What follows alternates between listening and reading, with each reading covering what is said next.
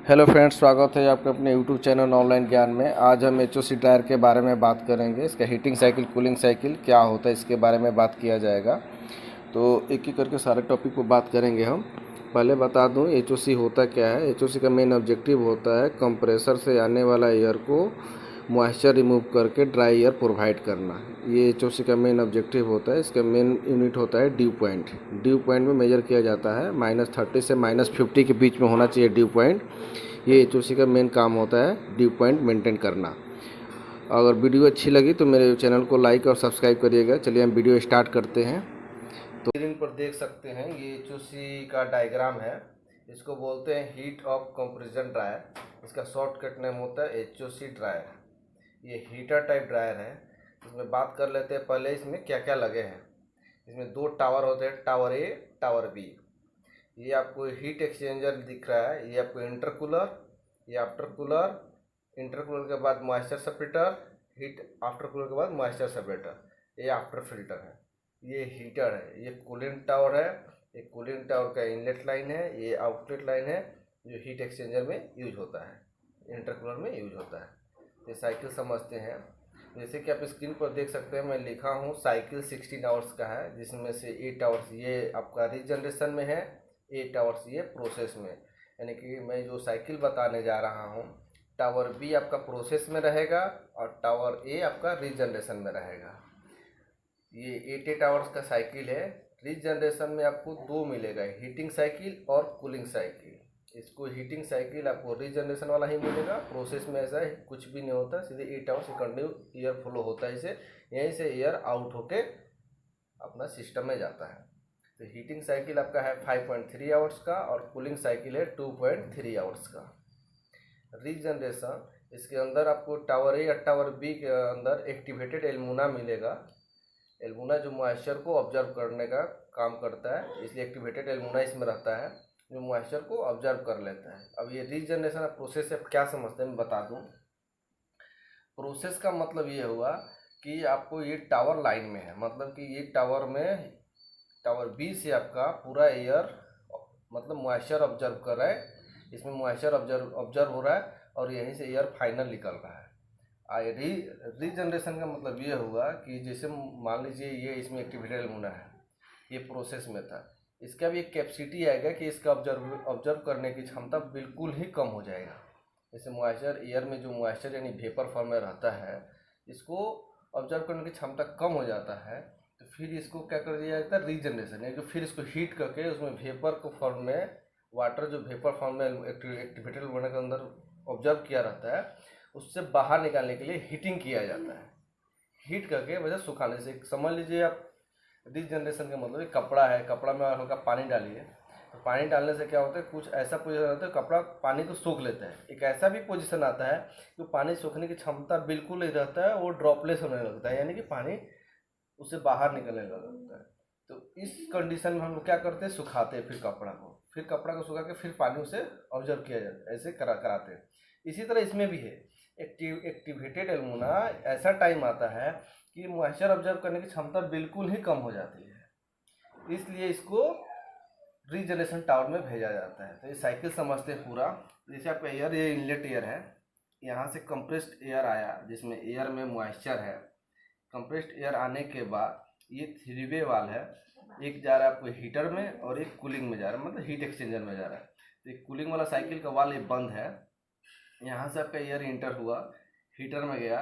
Heater में जाने के बाद क्या होता है, एक और एयर को हीट किया। हीट करने के बाद 100 मतलब 40 से एबव टेम्परेचर जाता है, 160 160 तक टेम्परेचर जाने के बाद ये आपको कंप्रेसर, ये लाइन दिख रहा है, देखिए लाइन जा रहा है। ये 4 वे वाल के मिडिल वाले 4 वे वाले, ये 3 टाइप का, मतलब इसमें 3 गो 4 वे वाल लगा है, याद रखिए, किसी में 2 भी लग सकता है। तो यहाँ इंटर होने के बाद मिडिल में इंटर हुआ, ये एयर का लाइन दिख रहा है। देखने के बाद ये टावर ए में जो रीजनरेशन होगा उसी में हीटिंग वाला एयर जाएगा। ये टावर ए रीजनरेशन में, यहाँ से बॉटम में एयर इंटर हुआ। बॉटम में एंटर होने के बाद टॉप से निकला, टॉप से एयर आउट हुआ। टॉप से होने के बाद फिर ये वाला देखिए, ये पोजीशन में यहाँ से जाने के बाद ये हीट एक्सचेंजर यानी आफ्टर कूलर में एंटर हुआ। यहाँ से टेम्परेचर डाउन हुआ, यहाँ से टेम्परेचर डाउन होने के बाद एयर में से मॉइस्चर कुछ यहीं रिमूव हो जाता है, जो बचा खुचा रहता है इसमें मॉइस्चर सेपरेटर में जाता है। यहाँ एयर का वेलोसिटी और कम किया जाता है। इसमें प्लेट लगे होते हैं। प्लेट लगने से इसका क्या होता है, मतलब कि इसमें एयर का मॉइस्चर और कम होता है। कम होने के बाद फिर ये मतलब जो भी वाटर इसमें रहेगा वेपर फॉर्म में, वो कंडेंस होकर नीचे आके, ये ड्रेन वाल है, ये सब ड्रेन वाल लगे होते हैं। ये ड्रेन वाल के थ्रू वाटर बाहर आ जाता है। बाहर होने के बाद सीधे ये टॉप से आके फोरवेल के टॉप में एंटर होने के बाद ये जो प्रोसेस में रहेगा, प्रोसेस के टॉप से एंटर होगा यार। प्रोसेस के टॉप से यार एंटर हुआ और डाउन साइड से निकल के ये आफ्टर कूलर में आउटलेट लाइन में चला जाएगा। ये है हीटिंग साइकिल। हीटिंग साइकिल ये कंटिन्यू 5.3 आवर्स चलेगा। कूलिंग साइकिल में क्या होता है, सेम वही प्रोसेस रहे, जैसे ये रीजनरेशन में टावर है या ये प्रोसेस में टावर है, तो इसी में कूलिंग भी जाएगा। कूलिंग साइकिल फर्स्ट ईयर इसी में जाएगा, इसके बाद रीजनरेट मतलब प्रोसेस में जाएगा।